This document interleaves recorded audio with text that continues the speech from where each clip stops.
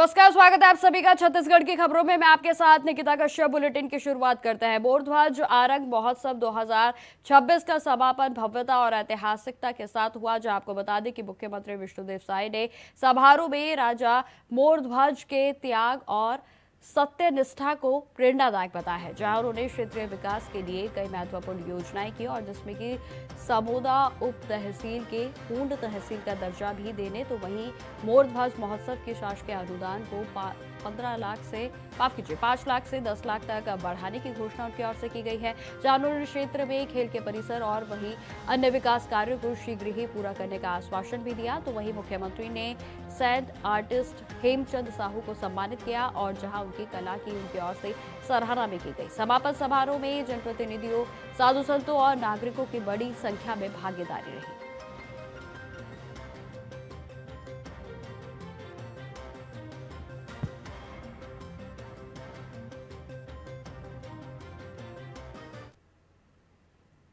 खबरों में आगे बढ़ते हैं। छत्तीसगढ़ के मुख्यमंत्री ने पखांजूर में आयोजित सभा में 286 करोड़ रुपए के विकास कार्यों का लोकार्पण किया और जहां इस अवसर पर सीएम साय ने पखांजूर में स्वास्थ्य व्यवस्था को मजबूत करने के लिए ब्लॉक में संचालित एकमात्र 108 एम्बुलेंस सेवा की संख्या को बढ़ाने की घोषणा की है।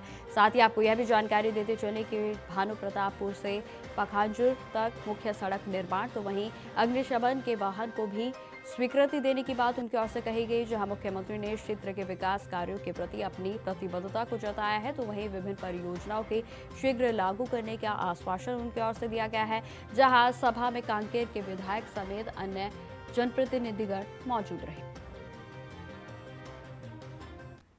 सबसे पहले तो समस्त छत्तीसगढ़ वासियों को और विशेषकर पखांजूर वालों को मकर संक्रांति की बहुत बहुत बधाई, शुभकामना।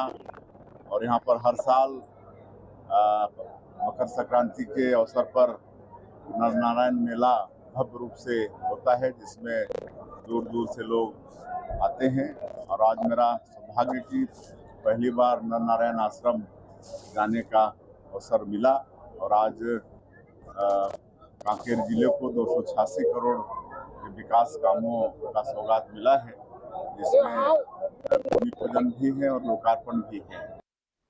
अब खबर रायपुर से है, जहां उप मुख्यमंत्री अरुण साव ने छत्तीसगढ़ में जल जीवन मिशन की सफलता पर जानकारी दी, जहां उन्होंने कहा कि राज्य में अब तक 41.87 लाख के घरेलू नल कनेक्शन प्रदान किए गए हैं और जिसमें 32 लाख से अधिक घरों में शुद्ध पेयजल मिल रहा है।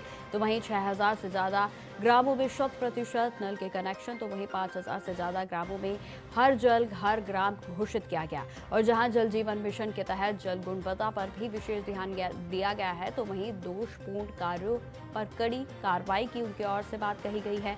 जहां आपको यह भी जानकारी दे दें कि आगामी योजना में 8 लाख घरेलू नल कनेक्शन, तो वहीं 21,000 अधूरी योजनाओं की पूर्णता, तो वहीं 24,000 योजनाओं का ग्राम पंचायतों को हस्तांतरण शामिल है।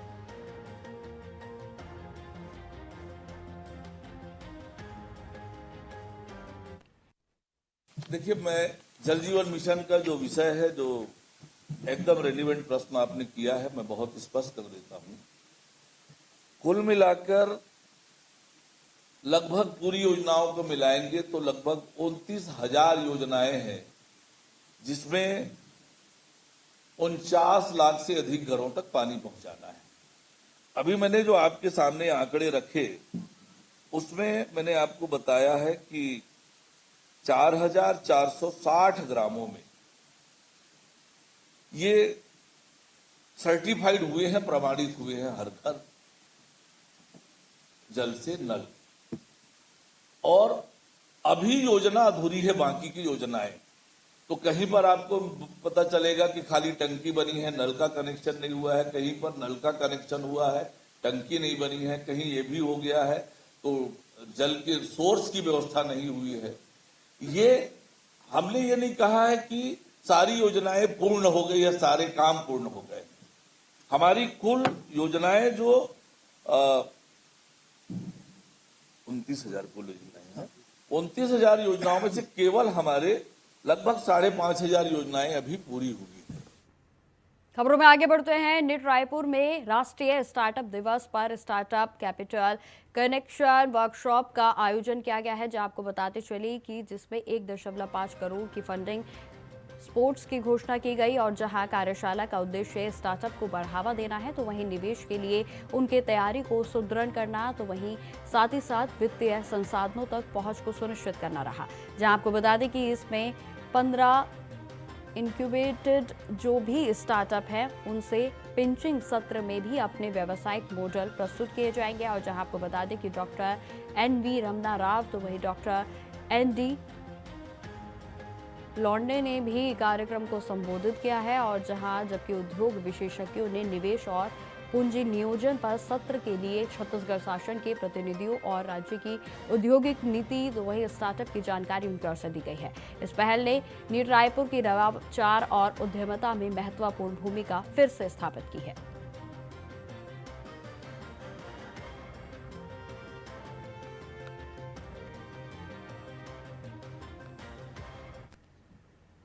खबरों में आगे बढ़ते हैं। रायपुर में साहित्य उत्सव 2026-23 से 25 जनवरी को नवा रायपुर में पुरखोती नामांगन में आयोजित किया जाएगा। जहां आपको बता दें कि इसका उद्देश्य छत्तीसगढ़ की समृद्ध साहित्यिक और सांस्कृतिक विरासत को राष्ट्रीय मंच पर पहचान दिलाना है।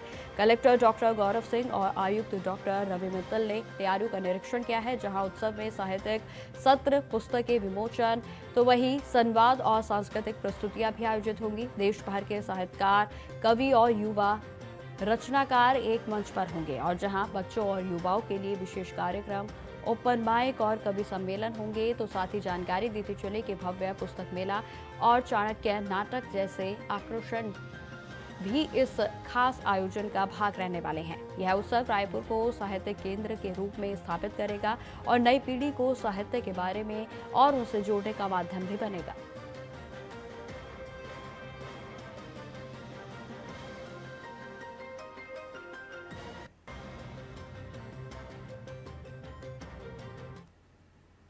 अब खबर दुर्ग से है, जहां रिसाली नगर निगम में सफाई कर्मचारियों ने महापौर शशि सिन्हा के निवास पर जमकर हंगामा किया है। कारण था 15 जनवरी को सफाई ठेके का समाप्त होना और टेंडर का ना बढ़ाया जाना। और जैसे कि कर्मचारियों की रोजाना की सामने आने वाली रोजी रोटी पर संकट उत्पन्न हो गया है, तो जहां महापौर ने गुरुवार की रात भी सफाई टेंडर को 2 महीने के लिए बढ़ाने का मौखिक निर्णय लिया था, लेकिन इसकी कोई भी लिखित सूचना ना तो ठेकेदारों को मिली है और ना ही कर्मचारियों को। बताते चले कि कर्मचारियों के प्रदर्शन के बाद महापौर ने स्थिति की गंभीरता को समझते हुए सफाई टेंडर को बढ़ाने का निर्णय लिया है। और जहां ठेकेदार जहीर खान ने भी महापौर पर समय रहते निर्णय न लेने का आरोप लगाया और अब सफाई व्यवस्था 2 महीने के लिए सुचारू रूप से जारी रहेगी। हम लोग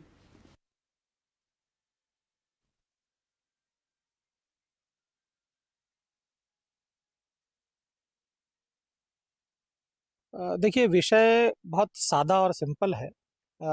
मेरी कंपनी को काम पिछले वर्ष मिला 16 जनवरी 2025 से 15 जनवरी 2026 तक हमारी निविदा थी। एग्रीमेंट था नगर निगम रिसाली के साथ और इसकी पूर्व सूचना मैं 1 महीने पहले लगभग 17 दिसंबर को ही मैंने कार्य समाप्ति के विषय में आयुक्त महोदय को और सभी विभाग को ये जानकारी दी थी पत्र के माध्यम से कि कार्य हमारा 15 जनवरी को खत्म होगा और 16 से हम बंद कर देंगे कार्य, या तो आपका कोई आदेश प्राप्त हो। लेकिन उसके बाद किसी भी तरह का आदेश प्राप्त नहीं हुआ। फिर मैंने खत्म होने के 15 जनवरी को जब खत्म हो रहा था कार्य, उसके 2 दिन पहले भी सूचना दी, लिखित रूप में सूचना, दोनों सूचना लिखित रूप में दी मैंने। मेरे यहाँ सफाई कर्मचारी निवास पर आए थे और 7 तारीख के MIC में विषय में आया था कि समय वृद्धि बढ़ाई जाए। फिर MIC में हमने आयुक्त मैडम से चर्चा भी किया कि 15 जनवरी तक इनकी समय अवधि समाप्त हो रही है, इसके पहले निविदा प्रक्रिया को जारी करना चाहिए, पर उन्होंने ऐसा नहीं किया और सीधा विषय सूची में लाया गया है कि समय वृद्धि बढ़ाई जाए। तो जनहित का मामला है और जनहित का मामला को देखते हुए हमने MIC में समय वृद्धि बढ़ाने के लिए कहा और वो पास भी हुआ।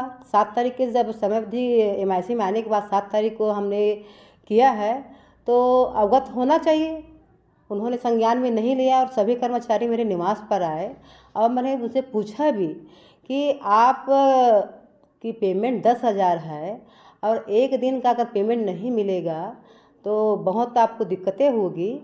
फिर उन्होंने कहा कि मैडम समय पे पेमेंट मिलता भी नहीं है। मैंने कहा समय पे पेमेंट मिलना चाहिए, आपकी पेमेंट 20,000 तो नहीं है, 10,000 तक होगी या 15,000 होगी, है ना। तो फिर उन्होंने कहा कि ASIS भी हमको नहीं मिलता मैडम, 24 से 25 रुपया से कुछ मिल जाते हैं, तो सरासर अन्याय है। फिर मैंने कहा आपकी जनहित के मामला है और सफाई कर्मचारी हैं, आप सेवा करते हैं और वार्डों की सफाई करते हैं, आपका ये मुद्दा मैं ज़रूर उठाऊंगी। खबरों में आगे बढ़ते हैं। अब खबर भिलाई से है, जहां नगर निगम क्षेत्र में डेंगू, मलेरिया और अन्य मच्छर जनित बीमारियों को रोकथाम के लिए मच्छर उन्मूलन अभियान चलाया गया है। आपको बता दें कि आयुक्त राजीव कुमार पांडे के निर्देश में स्वास्थ्य अधिकारी जावेद अली और वरिष्ठ स्वच्छता निरीक्षक के सिन्हा की जो टीम है, उन्होंने जिला मलेरिया विभाग के साथ मिलकर घर घर पहुंचकर एक्यूगार्ड का छिड़काव किया है और जहां मैलेथियान का भी स्प्रे और पानी जमा करने वाली जगहों को खाली करने के लिए कहा गया। जहां आपको बता दें कि 1 अप्रैल 2025 से 16 जनवरी 2026 तक कुल 19,985 घरों में सर्वे किया गया और जहां जावेद अली का नागरिकों से अपील उनकी ओर से की गई है कि वे अपने घरों में पानी जमा ना होने दें और इस अभियान का भी सहयोग करें। अभी हम दवाई डलवा रहे हैं, इसको खाली करा दीजिएगा 2 घंटे बाद। इसको सूखा रखिए अभी इस मौसम में।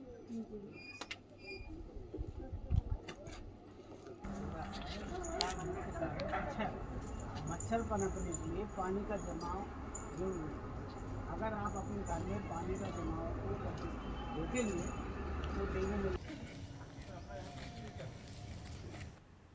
खबरों में आगे बढ़ते हैं। अब खबर बालूदा बाजार से है, जहां 10 जून 2024 में हुई आगजनी हिंसा के मामले में पुलिस ने जोहार छत्तीसगढ़ पार्टी के प्रमुख अमित बघेल को गिरफ्तार कर लिया है। बताते चले कि उन्होंने कलेक्ट बिल्डिंग में आग लगाने की साजिश में शामिल होने के आरोप में उन्हें गिरफ्तार किया गया और जहां अमित बघेल का कोर्ट में पेश किया गया है और जहां आपको बता दें कि उन्हें 20 जनवरी तक न्यायिक हिरासत में भी भेज दिया गया। जानकारी के अनुसार पुलिस ने अमित बघेल को बालूदा बाजार से रायपुर सेंट्रल जेल में स्थानांतरित किया है और जहां यह भी सूत्रों के अनुसार जानकारी है कि कोर्ट ने उनकी जमानत याचिका खारिज कर दी है और जहां 20 जनवरी को फिर से उनकी पेशी होगी।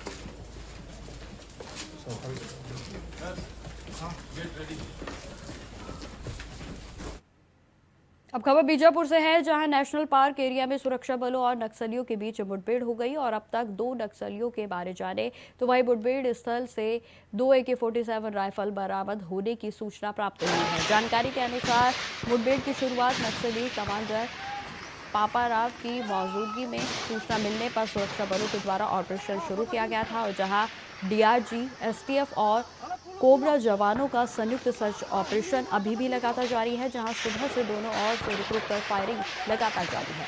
जानकारी के अनुसार SP डॉक्टर जितेंद्र कुमार यादव ने मुठभेड़ होने की पुष्टि करी और जहां सुरक्षा बल पूरे इलाके में तलाशी अभियान को चला रहे हैं।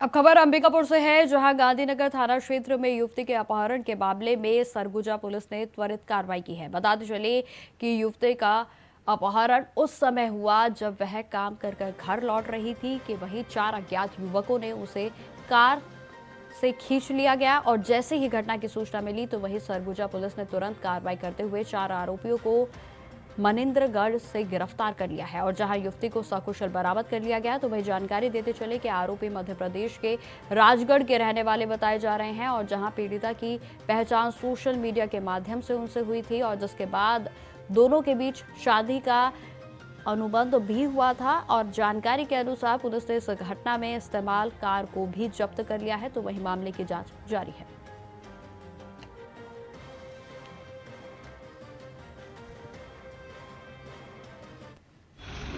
ये थाना गांधीनगर में सूचना आई थी कि एक व्यक्ति युवती है, उसको 4 लोग कार में लेके उसको कहीं चले गए हैं और अपहरण किए हैं करके।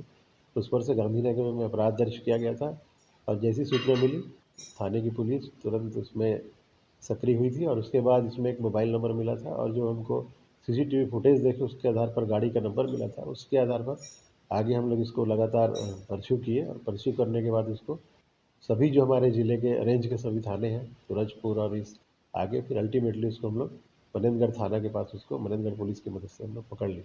में एक अपहरण हुआ तो मेरे रूम में रहती थी लड़की, उसका अपहरण हो गया और मैं तो नहीं बता पाऊँगा कि दूसरा कोई मेरे को लोग बोले कि आपके रूम में जो रहता था उसका अपहरण हो गया।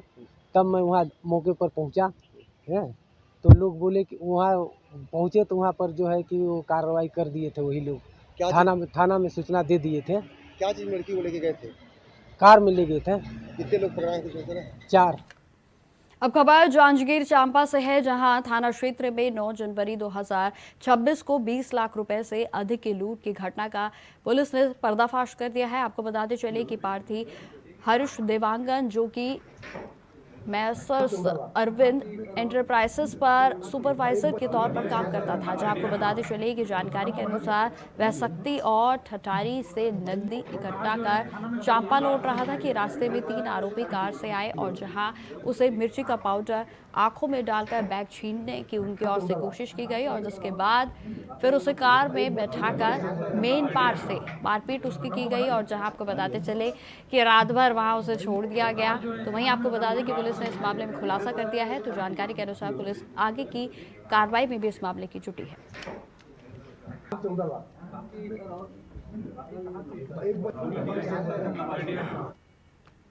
अब खबर बालूदा बाजार जिले से है, जहां गितकेरा में 2 सगे भाइयों के बीच पेतरक जमीन को लेकर बड़ा विवाद हो गया और जिसमें कि आपको बता दें कि मात्र 5 इंच जमीन के विवाद में चाचा भतीजे के बीच रिश्तों को इतना विषैला बना दिया गया कि भतीजे ने चौक पर फरसे से हमला करा और जहां चाचा की दर्दनाक मौत हो गई है। जहां हत्या के बाद आरोपी भागने की बजाय 15 किलोमीटर पैदल चलकर थाने पहुंचा और जहां हथियार सहित आत्मसमर्पण उसकी ओर से कर दिया गया है। तो वहीं थाना प्रभारी ने दोनों पक्षों को समझाया और गांव में तनाव के कारण पुलिस बल को भी तैनात किया गया और जिसमें कि आपको यह भी बता दें कि विवाद की वजह केवल 5 से 6 इंच जमीन थी।